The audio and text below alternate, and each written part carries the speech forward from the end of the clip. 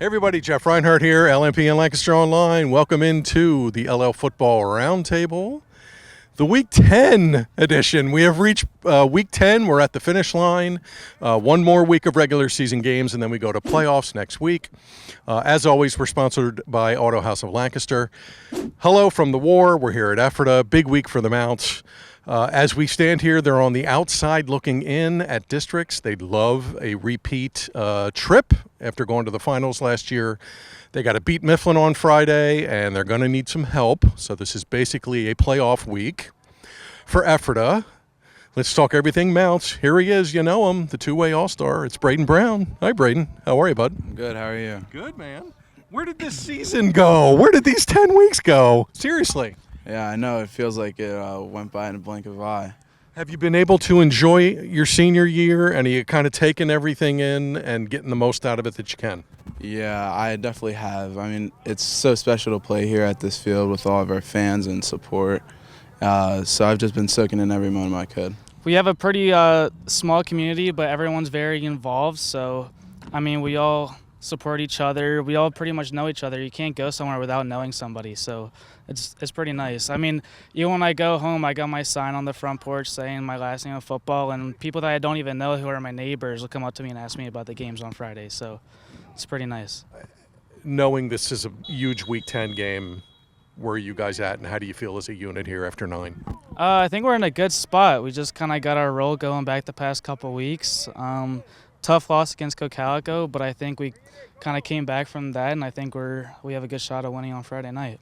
Unfortunately, early on in the season, we took away our ability to control our destiny. Now we need other teams and stuff to lose. So it sucks to lose that ability, but we just know we need to win on Mifflin to even give us a chance. How do you approach a game like this on Friday, knowing it's pretty much a must-win? I think we treat it like every other week. We try to win. We try to use our key players to the best of our ability, just play as a team, and whatever happens, happens.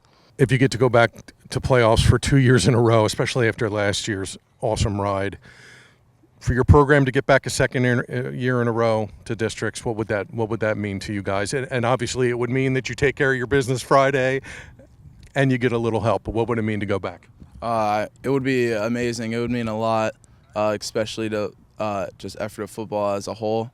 Only being there once before last year, and to go 2 times in a row would be amazing, but we just got to get the job done. I think we're stronger than ever, closer than ever, and playing the best football that we have all season. And welcome back from Ephrata, and welcome into the LL Football Roundtable, sponsored by Auto House of Lancaster. New look this week, Jeff Reinhart here, Jason Guarente to my left. Hi, Jason. Hi. It's Week 10. Guys go down. Guys cover golf tournaments. It's next man up. There you go. Mike Gross on assignment in State College this week. So Jason and I are at the wheels for Week 10. Thank you to Chris Miller at Ephrata and letting Tyler and I poke around this week. Always enjoy going over to the war and checking in on those guys. Okay, lots going on for Week 10. First of all, how did it get to be Week 10? It goes fast. And you're doing other stuff too. We're already in district playoffs for a lot of sports. Oh my gosh, this season's flying right along. Okay, let's start here. And you got to see this firsthand. LS is playing great, 9-0, and they really took Twin Valley behind the proverbial woodshed last week. 62 points, 590 yards.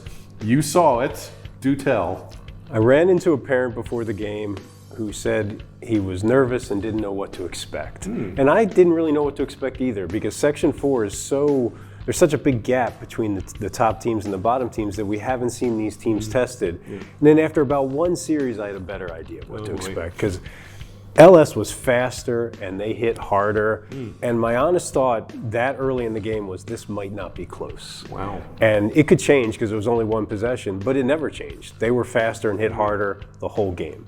It doesn't mean LS is 48 points better than Twin Valley, and if they played again, you'd have the same result. But on that night, it was not a competitive game. They were not two teams on equal footing, and LS just looked so much faster. It looked more like the kind of Section 4 games we've been seeing than a matchup of the top teams in the division. The thing that impressed me was They did all that, and LS turned the ball over twice and didn't get drives there. They could have scored 80. Yeah, and the touchdowns were all long touchdowns. Yeah. I mean, Caleb House, 6 foot, 200 pounds, but he's out running the secondary when he gets into the third level, and he's, I mean, the holes that the lines opened were huge. It was dominant. It was as dominant as a performance as you can have, given where those teams started the night. Let's drop his numbers. LS stat sheet had him for 323, 7 touchdown runs, and a touchdown pass. Yeah. So he had a hand in all their scores. There was Dominic Brown had one. He had one. Yeah. But other than that, Wow. Okay, that tees this up. 9-0 LS Saturday afternoon, 1:30 at Wyomissing. For the section championship outright. What kind of game are you expecting there? Well, it's the A field that's now named after Bob Wolfram. If you've never been there, Saturday afternoons are fun. It's like old school. It's like 25 years ago where time has stopped. There's no lights at Wyomissing, so they always play Saturday afternoon. Yep. There's really, you don't know what to expect because Wyomissing's a completely different challenge than Twin Valley. True. Twin Valley is the fast pro style, no huddle, which LS handled really well, but now you got the wing T and you got the deception, but that defense is so good that you think they're going to find a way to handle it. I don't know who's going to win. You have to predict it. Tough one. I picked LS. Spoiler alert. But YO is just taking care of YO all season. They got to the big game with Twin Valley. They knocked them off. They get to the big game here with LS.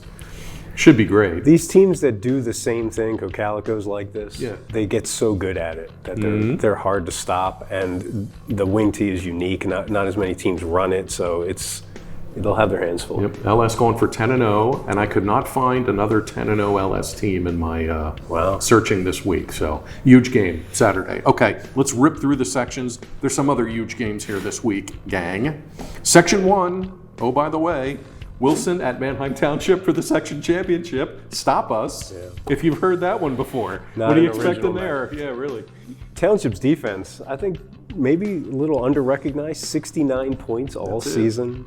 They had that real tough game with Plymouth Whitemarsh where Johnny Morales hit the game-winning field goal. Since then, 220 points to 27. Wow. There's no one else in Section 1 that can touch them. This is the one game that matters in terms of the championship. And we'll see. Wilson is so well coached. They are. They win when you don't expect them to. I think you have to consider Township the favorite just because 10-0 last year, 9-0 this year. But you go into that matchup, and it's surprised us before, so we'll have to see. Fun numbers galore. Township defense is now number 1 after Twin Valley got wrecked last week. Similar numbers across the boards for both teams. They're separated by 1 yard of offense. Wilson's right behind Township in defense. Playmakers galore for both teams. That should be great. Wilson going for its 30th section championship. That's a lot. Township going for back-to-back. 5 out of 8 and 11 overall. So enjoy Neffsville. Section 2, CV is your outright leader, barely. Yeah. Exeter goes for 2 in the win last week. You want to fill in some blanks? Well, it depends who you ask, right? At Rifton, some people think Exeter got the 2-point conversion and should have won by a point. Yeah. CV obviously thinks the runner didn't get into the end zone, so CV won by a point. The people who have the opinion that matters ruled in favor of CV, so CV is probably going to win the section. If you look at 5A, CV might be the favorite if Bishop McDevitt wasn't in there this year. They would get them in the second round if it pans out. So that was when Cocalico won the past 2. That was kind of the one without the super powerhouse private school team. But now you have McDevitt to deal with, so it's a different landscape for them. John Stepanski has turned that into a powerhouse again, and I'm not sure a lot of people predicted that. And they've beaten Exeter 2 years in a row, and Exeter's not a team that loses many regular season games. No, so. CV goes for 10-0 against Muhlenberg. They win the section title outright, first time since 2006. If CV goes 10-0, it would be for the first time since 1985. Wow. It's been a while in Whitmer. Okay, we'll see how that plays out. Section 3 wrapped up. Saw Conrad Weiser last week, beat Cocalico, trailed 21-3, came flying back, 3 second-half touchdowns with 3 playmakers injured, either on crutches or with a sling standing on the sideline. Very impressive. Ashton Keebach, huge stick on 4th down to thwart Cocalico's last gasp drive. So Weiser wins. They go for 10-0 Friday against Unionville. Section 5, Schuylkill Valley out front, solo leaders. Lancaster Catholic goes to Leesport on Friday night. Bruce Harbach gets to face his own team. Catholic needs a win to share the section title with the Panthers. I do believe you're going to Leesport. Break that game down. It's funny how these have become rivals because Schuylkill Valley and Lancaster Catholic, they probably didn't even know where each other was Exactly. 3 years ago. What? Yeah, exactly. But now part of it's the Bruce Harbach angle. Obviously, he won state championships for Catholic, but it's also because they happen to have been the best 2 teams in the section, and they're just in each other's way, and they get scheduled for week 10, so their matchups always carry the most importance. Catholic has won it the last 2 times. They won it last year on their home field when they needed it to have a share. Yep. So they kind of have their old coach's number a little bit. I know this game means a lot to Chris Marino, the coach there. It'll be interesting, but what Schuylkill Valley has become, they might run the table. If they win this, they run the table in their section, and that is not a school that has any football tradition. No. So it's been remarkable to see it turn around. Exactly, yeah. After a wonky start for them, they've really found it. Narwaki, the quarterback, should go over 2,000 passing yards in that game. Catholics really, like you said, they've had their number. They clinched the section outright in Leesport 2 years back with a crazy last-second field goal win.